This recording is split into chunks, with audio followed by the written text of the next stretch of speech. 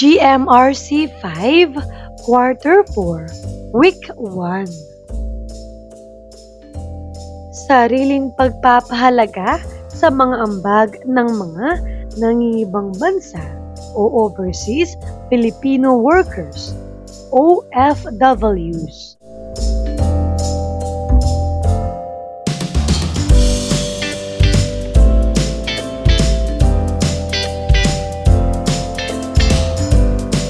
Revised K-12 Curriculum with me, Teacher KMT. Magandang araw mga bata! Ngayon ay pag-aaralan natin ang tungkol sa sariling pagpapahalaga sa mga ambag ng mga nangingibang bansa o Overseas Filipino Workers, OFWs. Mga layunin.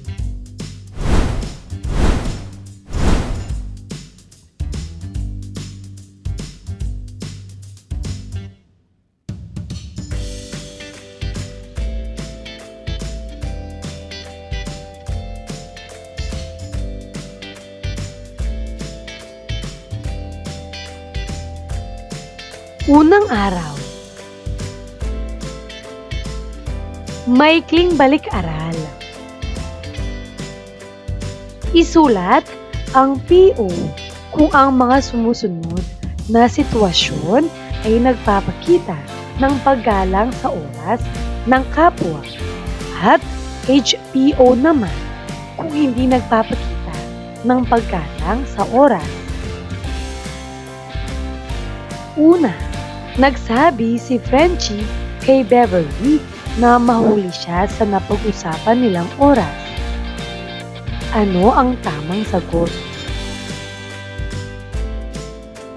Ito ay PO. Pangalawa, laging pumapasok ng maaga si Dressel. Ano ang tamang sagot? Ito ay PO.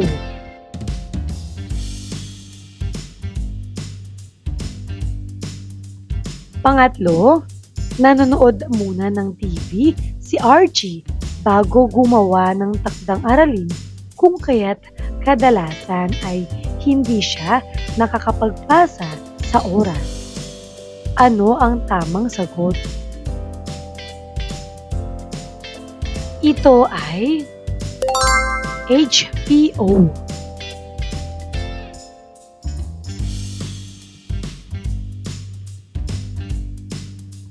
Pang-apat, dumating ng mas maaga sa napag-usapang oras ang magkaibigan na Lottie at Sarah. Ano ang tamang sagot? Ito ay PO. Panglima, laging sinasabi ni Yana na mamaya na lang siya gagawa ng proyekto kung kaya't hindi niya ito naipapasa sa takdang oras.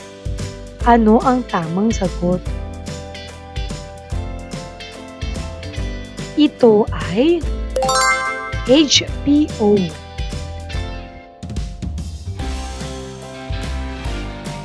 Pang-anim, nagsisimula at natatapos ang programa sa paaralan sa oras na itinakda. Ano ang tamang sagot? Ito ay PO. Pang-pito, inihahanda lagi ni Katniss sa gabi pa lang ang mga dapat niyang dalhin sa paaralan. Ano ang tamang sagot? Ito ay PO. Pang-walo, biglang nagpatawag ng pagpupulong ang presidente ng school club ninyo, kaya't hindi ka nakapunta. Ano ang tamang sagot?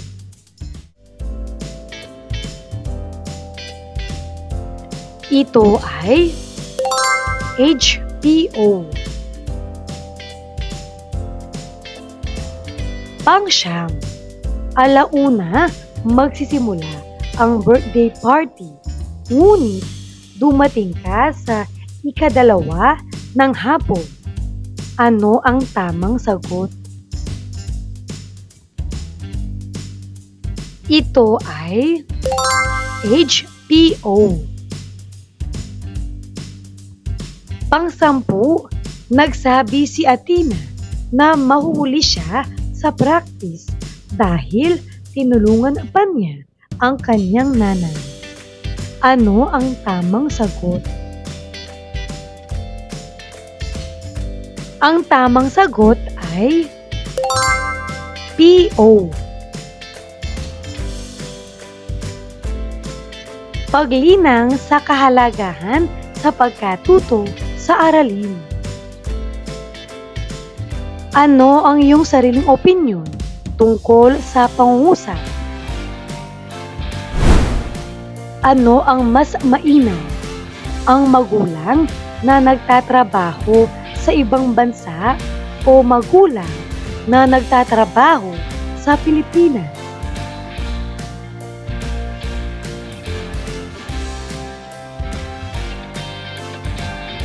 Paghawan ng bokabularyo sa nilalaman ng aralin.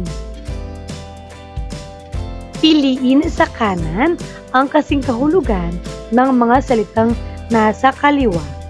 Isulat ang letra ng tamang sagot sa patlang. Una, OFW.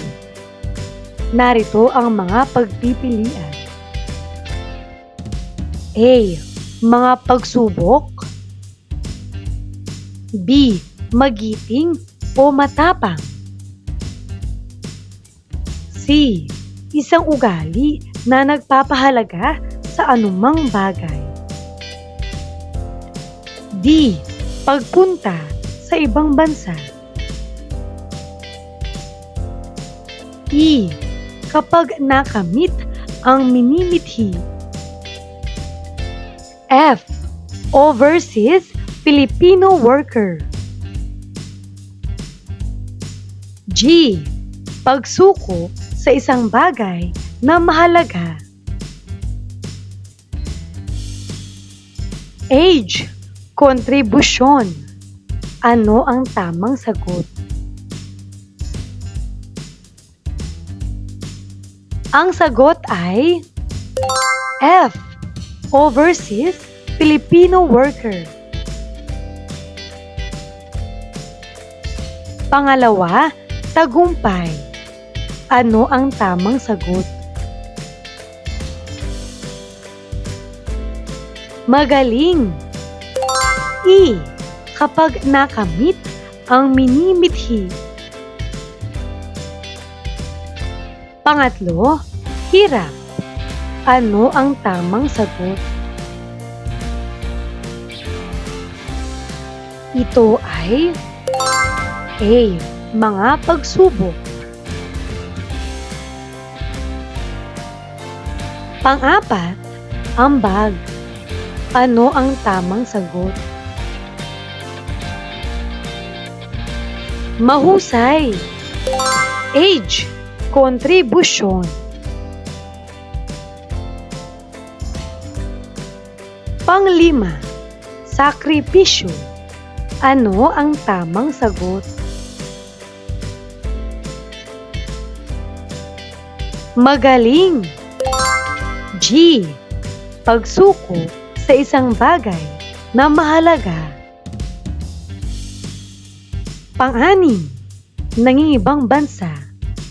Ano ang tamang sagot? Mahusay. D. Pagpunta sa ibang bansa. Pang-pito, mapagpasalamat. Ano ang tamang sagot? Tama. C. Isang ugali na nagpapahalaga sa anumang bagay. Pangwalo, bayani. Ano ang tamang sagot? Ito ay B. Magiting o matapang.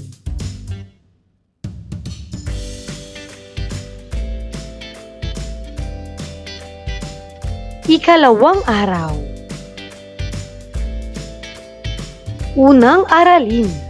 Mga nangingibang bansa o overseas Filipino workers, OFWs, at ang kanilang mga sakripisyo at kabayanihan. Pagprosesong pag-unawa. Marami sa mga Pilipino ngayon ang nagnanais na mga ibang bansa, lalo na ang mga katatapos pa lamang ng kolehiyo. Naiisip nila na mas malaki ang kanilang kikitain kung sila ay mag-a-abroad. Ang mga Filipino na nangibang bansa para maghanap buhay ay tinatawag noong panahon ni Presidente Ferdinand Marcos Sr. na OCW o Overseas Contract Worker. Sa panahon natin ngayon, ang tawag na sa kanila ay OFW o Overseas Filipino Worker. Sila rin ay tinatawag na bagong bayani.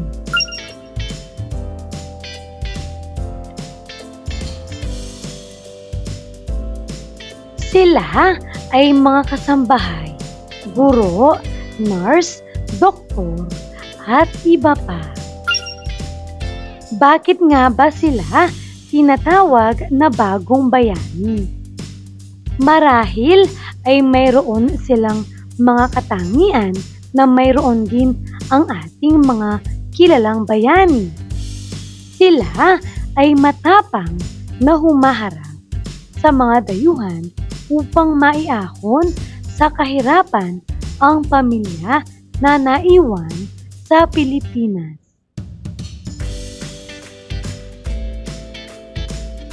Bukod pa rito, ay isinasakripisyo nila ang kanilang pamilya upang maghanap buhay sa ibang bansa. Kapalit ng kanilang pagtitiis at paghihirap sa ibang bansa, ay hindi lamang pamilya nila ang nakikinabang, kundi ang buong bansa. Ilan sa mga naisasakripisyo nila ay ang kanilang mga pamilya.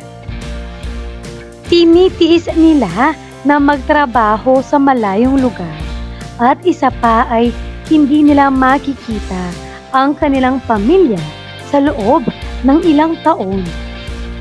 Kahit may mga paraan naman upang makausap ang kanilang pamilya, may mga pagkakataon pa rin na mapuputol ang kanilang komunikasyon. Hindi nila nakikita ang mga tagumpay o masasayang pangyayari sa buhay ng kanilang mga anak. Minsan ay nasasakripisyo rin ang kanilang kurso na tinapos. May mga nakakatapos ng kolehiyo at kapag ng ibang bansa ay hindi naman nagagamit ang kanilang pinag-aralang kurso. Ito ay kapalit rin ng mataas na sweldo na kanilang matatanggap upang may maitulong sa kanilang pamilya. Pinatnubayang pagsasanay. Basahin at piliin ang letra ng tamang sagot. Una, Karamihan sa mga Pilipinong nakakatapos ng kolehiyo ay nais mapunta sa ibang patlang. A. Bansa. B. Paaralan. Ano ang tamang sagot? Ito ay A. Bansa. Pangalawa, kapag ang isang tao ay nangingibang bansa, patlang rin ang kanyang kurso. A. Nasasakripisyo. B. Nagagamit. Ano ang tamang sagot? Ito ay A. Nasasakripisyo. Pangatlo, unang nasasakripisyo ang patlang kapag nangingibang bansa ang isang tao. A. Komunikasyon. B. Pamilya. Ano ang tamang sagot? Ito ay B. Pamilya.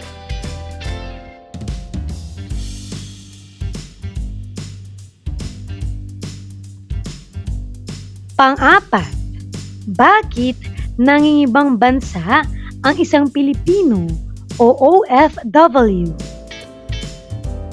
A. Upang mamasyal at magsaya.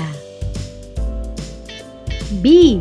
Upang magtrabaho at makatulong sa pamilya. Ano ang tamang sagot? Ito ay B. Upang magtrabaho at makatulong sa pamilya. Panglima, may mga pagkakataon na hindi nila nakikita ang kanilang pamilya sa loob ng ilang patlang. A. Taon. B. Araw. Ano ang tamang sagot? Ito ay A. Taon. Pang-anim, bakit gustong mangibang bansa ng karamihan sa ating mga kababayan? A. Dahil sa malaking sweldo na kanilang matatanggap upang maahon sa kahirapan ang kanilang pamilya.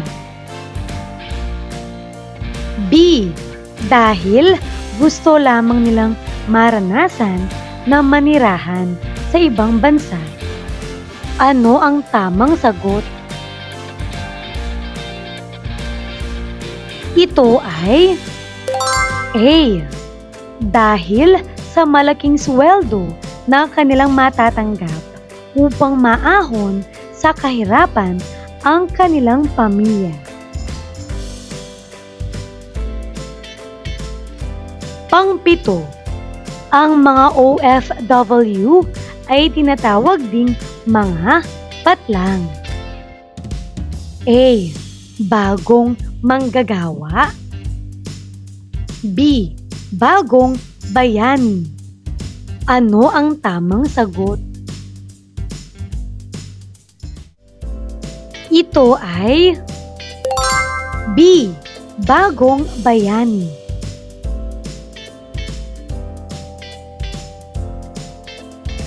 Pangwalo, bakit sila tinaguri ang mga bagong bayani?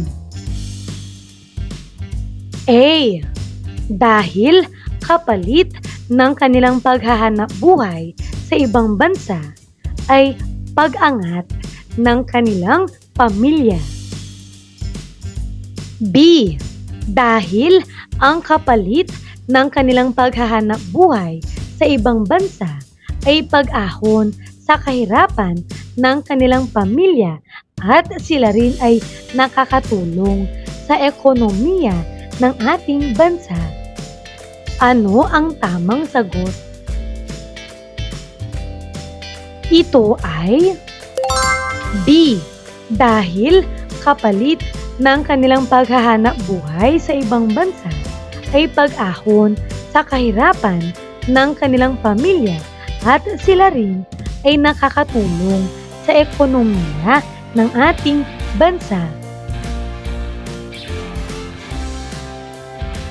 Pang-siyam, ano ang tawag sa mga OFW noong panahon ni Presidente Ferdinand Marcos Sr.? A. Filipinos working abroad. B.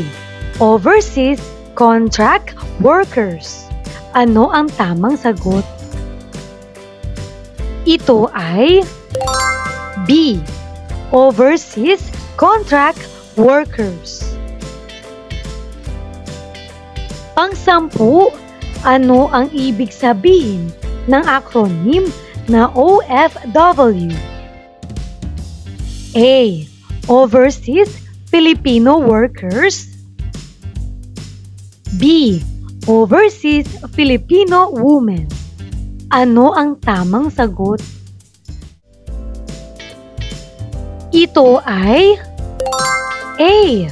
Overseas Filipino workers. Paglalapat at pag-uugnay. Ipaliwanag kung bakit itinuturing na bagong bayani ang mga OFW at ano ang kanilang mga isinasakripisyo. Magaling!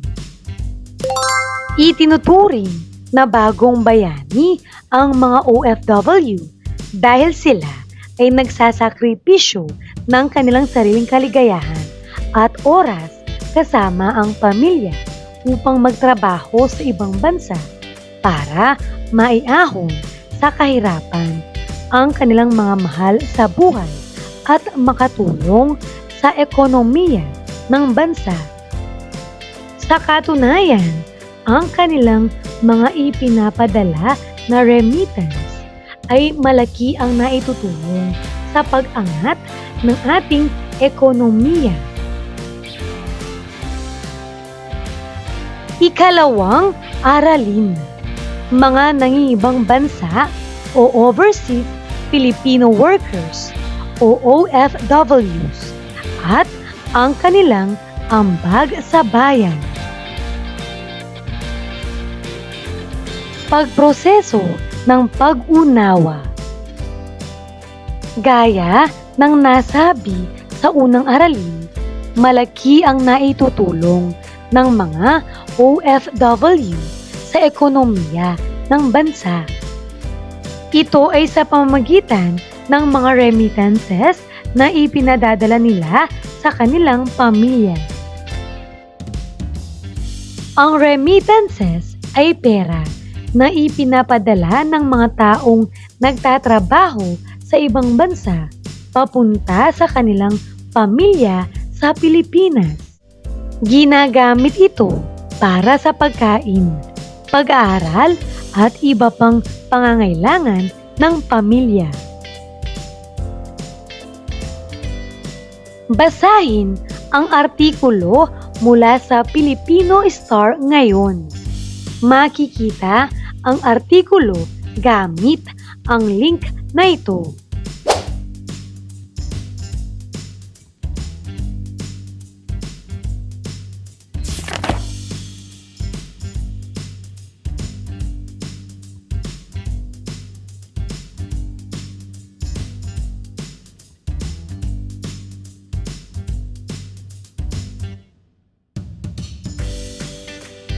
Mga tanong. Una, kanino nanggaling ang mayorya ng mga remittances sa ating bansa?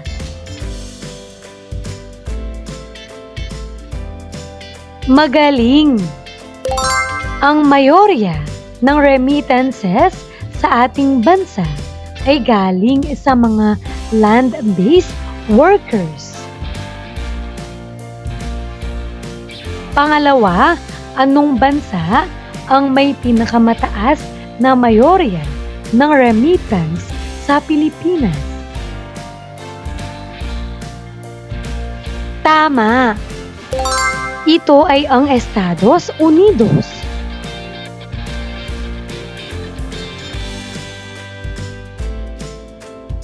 Pangatlo, ayon sa balita, bakit nakapagtala ang Bangko Sentral ng Pilipinas o BSP ng pinakamababang halaga ng padala sa loob ng 9 na buwan? Magaling! Dahil mababa din ang remittances ng mga OFW. Pang-apat, kung nabasa mo ang talata 5, ano ang ibig sabihin ng personal remittances? Mahusay! Ang halaga ng perang ipinapadala ng cash. Panglima, sa kabuuan, ano ang ipinahiwatig ng balita? Bakit malaki ang ambag ng mga OFW sa ekonomiya ng bansa? Tama! Ipinapakita lamang sa balitang ito na malaki ang epekto sa ekonomiya ng bansa ang halaga ng remittances ng mga OFW. Kung malaki ang naipapadalang remittances, mas tumatatag ang ekonomiya ng bansa. Pinatnubayang pagsasanay. Kumpletuhin ang chart.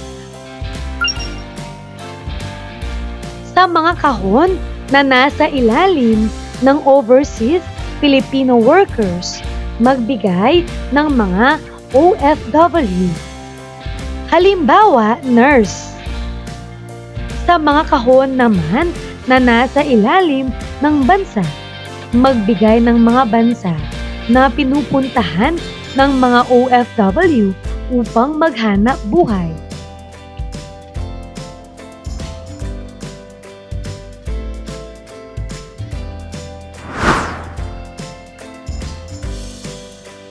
Narito ang mga posibleng sagot.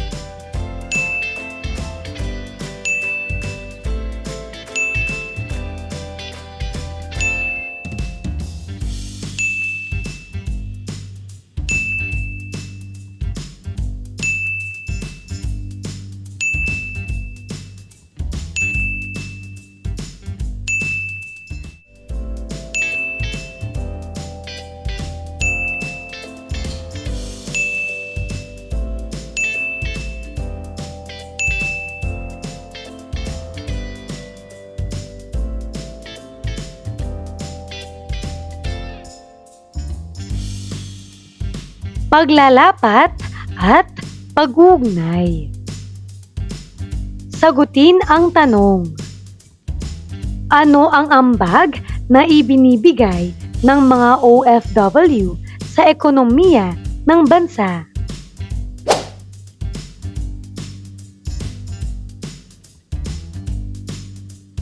Tama! Malaki ang ambag na ibinibigay ng mga OFW sa ating bansa. Dahil sa mga remittances nila ay lumalago ang ating ekonomiya. Ikatlong araw. Ikatlong aralin, mga paraan ng sariling pagpapahalaga sa mga ambag ng mga nangingibang bansa o overseas Filipino workers o OFWs. Pamprosesong pag-unawa. Bilang pagpapahalaga sa mga ambag ng OFW sa ating ekonomiya, ang ating gobyerno ay may iba't ibang proyekto na ginagawa upang suklian ang kanilang naitutulong sa atin. Maaring gamitin ng gobyerno ang nakukuha sa remittances para sa edukasyon, medikal sa pamilya, at infrastruktura ng bansa. May mga sariling paraan rin upang pahalagahan ang ambag ng mga OFW, lalo na sa kanilang mga anak. Kung ikaw ay isang anak ng OFW, dapat ay suklian mo ang paghihirap ng iyong mga magulang sa ibang bansa sa pamamagitan ng pag-aaral ng mabuti. Dapat rin ay maging matalino sa paggastos ng kinikita ng magulang na ng ibang bansa. Dapat ay laging tandaan kung ano-ano ang hirap at sinasakripisyo nila upang magkaroon ang pamilya ng isang magandang buhay. Kung ikaw naman ay may kaklaseng anak ng OFW, iparamdam sa kanila ang iyong pagpapahalaga at tulungan sila, lalo na sa aspetong mental at emosyonal. Hindi rin madali para sa kanila na malayo ang kanilang magulang. Importante na handa natin silang damayan sa mga panahon na kailangan nila ng tulong. Huwag rin nating pagtatawanan kung anuman ang naging hanap buhay ng kanilang magulang sa ibang bansa.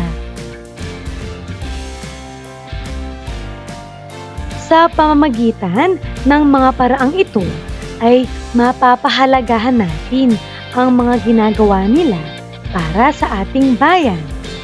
Maging mapagpasalamat tayo sa kanilang mga sakripisyo at ambag, lalo na sa ating ekonomiya. Pinatnubayang pagsasanay. Ano ang gagawin mo sa mga sumusunod na sitwasyon? Una, ang nanay ni Jomar ay nagpunta sa Italy upang magtrabaho. Sa unang buwan ng sweldo nito ay nagpadala siya kina Jomar. Ginastos lamang ito sa kanilang mga pangunahing pangangailangan at mga dapat na bayaran. May natira pang pera sa ipinadala ng kanilang nanay. Ano ang dapat nilang gawin dito? Narito ang posibleng sagot.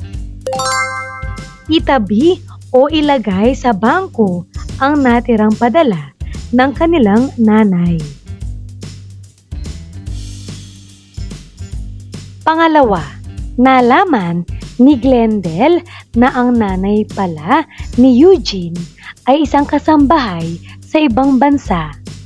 Ano ang dapat gawin ni Glendale? Narito ang posibleng sagot. Huwag pagtawanan kung ano ang trabaho ng isang tao sa ibang bansa.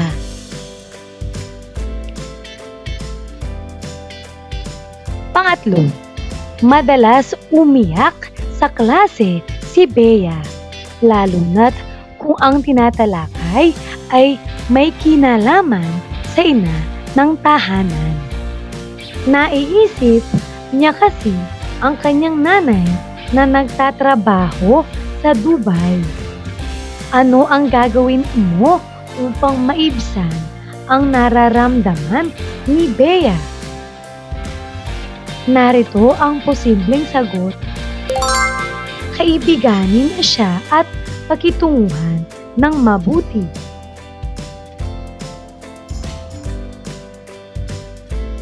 Pang-apat, mataas ang remittances na ipinapadala ng mga OFW sa ating bansa. Ano ang dapat gawin ng ating pamahalaan sa mga remittances na ito. Narito ang posibleng sagot.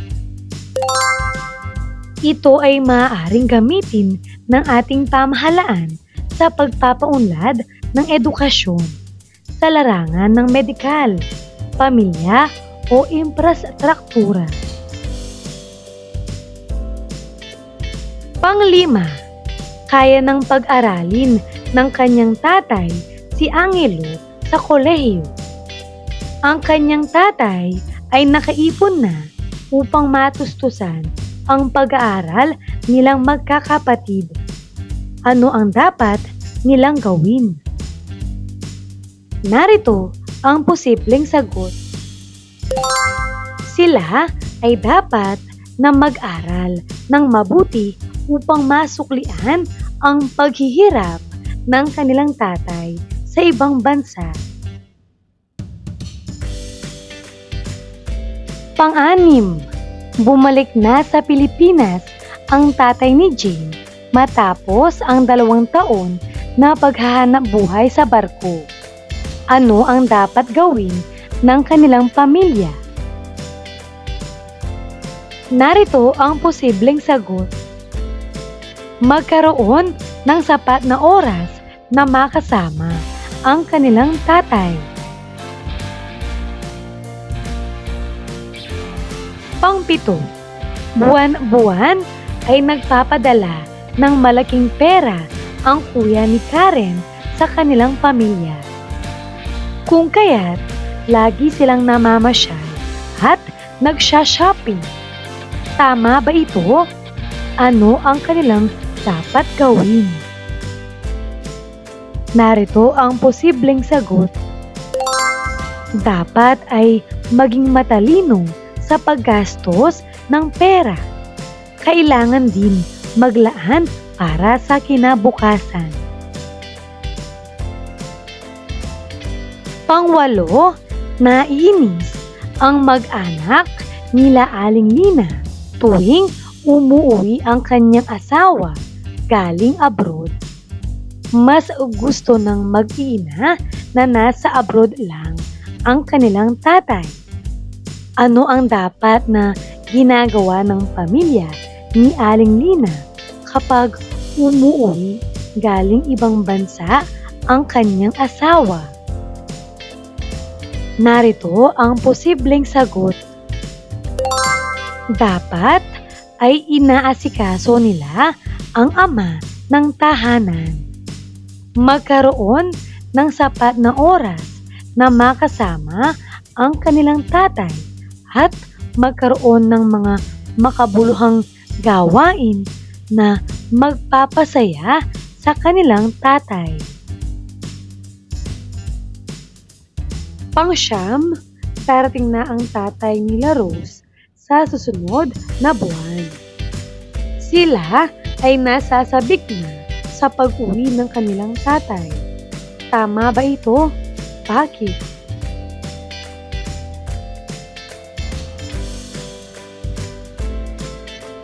Magaling! Opo, tama po ito. Dapat lamang ay hinihintay ng bawat pamilya ang pagbabalik ng miyembro ng pamilya na nangibang bansa. Ito ay magpapasaya sa parte ng OFW na walang kasamang pamilya sa ibang bansa.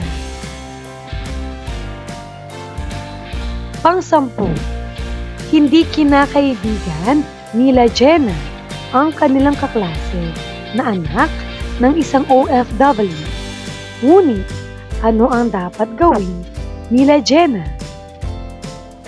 Magaling! Dapat rin nilang kaibiganin ang anak ng OFW dahil may mga pangangailangan silang emosyonal na minsan ay nasa kanilang mga kaibigan. Sila ang maaari niyang malapitan, lalo na't malayo ang kanyang pamilya. Paglalapat at pag-uugnay. Lagyan ng check ang tamang column.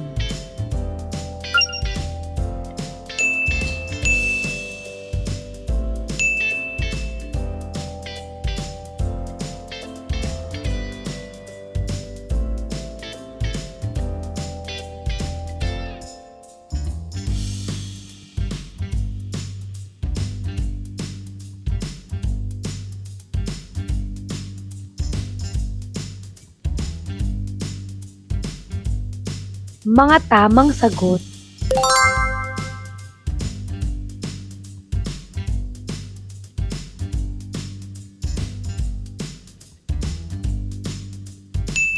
Kasunod.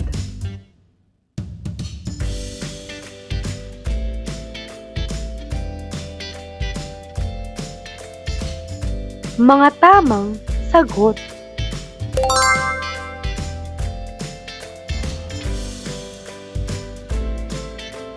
Ika-4 na araw. Pabaong pagkatuto.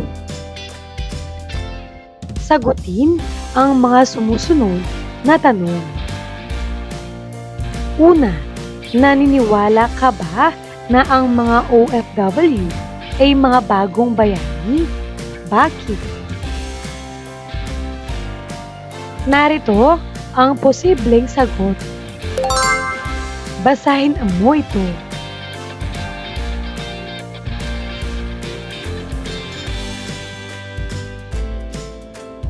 Pangalawa, ano ang ambag nila sa ating bansa?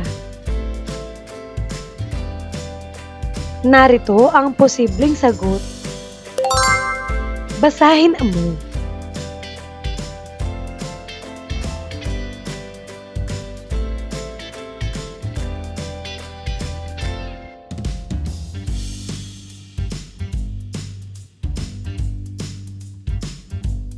Pangatlo, dapat ba nating bigyang halaga ang mga OFW? Bakit? Narito ang posibleng sagot. Basahin mo.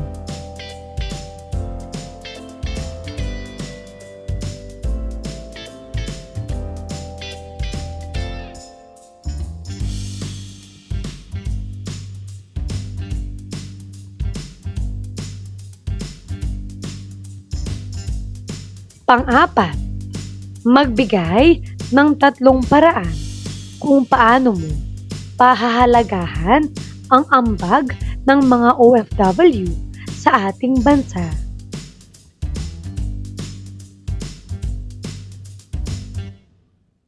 Narito ang mga posibleng sagot.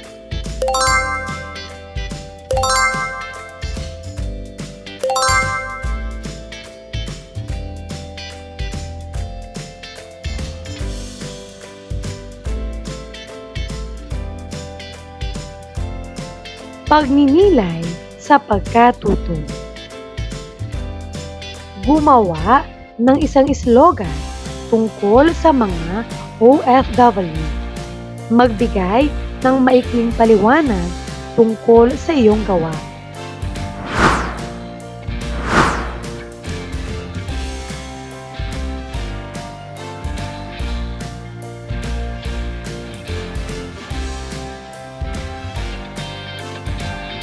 Pagsusulit. Para sa unang bahagi, isulat ang tamang sagot sa iyong sagutang papel. Una, ano ang ibig sabihin ng acronym na OFW? Tama. Overseas Filipino Worker. Pangalawa, noong panahon ni Presidente Ferdinand Marcos Sr., ang mga OFW ay kilala sa tawag na tama, OCW.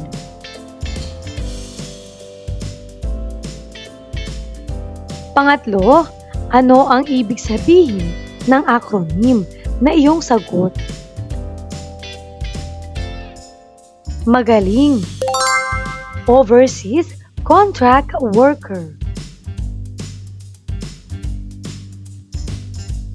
Pang-apat, ano ang tawag sa salaping ipinapadala ng mga OFW? Tama. Remittance. Pang-5, basahin mo at sagutin.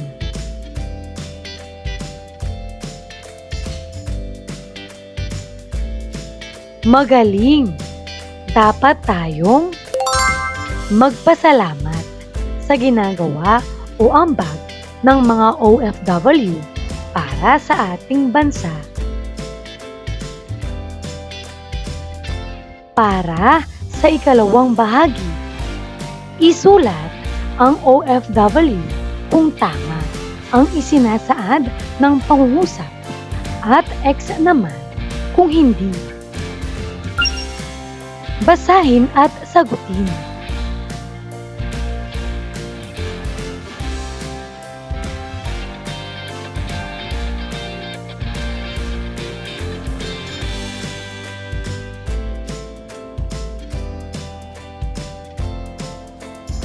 Narito ang mga tamang sagot.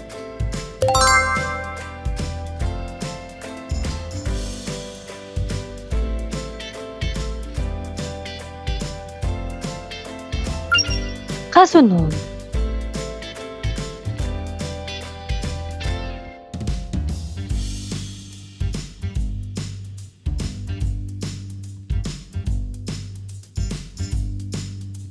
narito ang mga sagot.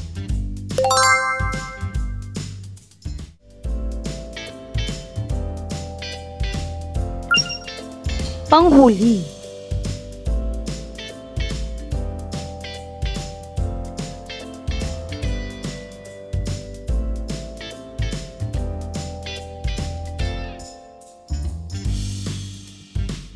Narito ang mga tamang sagot.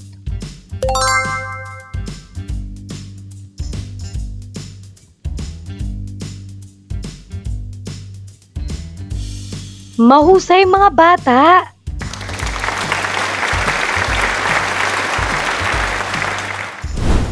Ano ang mga natutuhan mo sa araw na ito?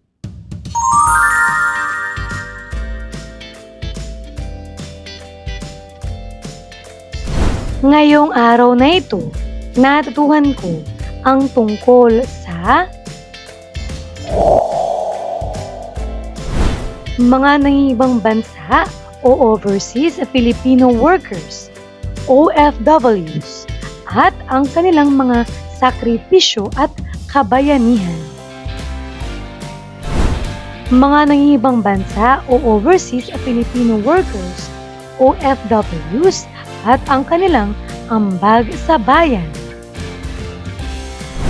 At mga paraan ng sariling pagpapahalaga sa mga ambag ng mga nangingibang bansa o overseas Filipino workers o OFWs.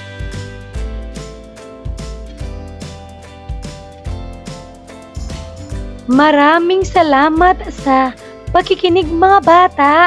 Sana ay may natutuhan kayo. Huwag mong kalimutan, pindutin ang like, share, at subscribe.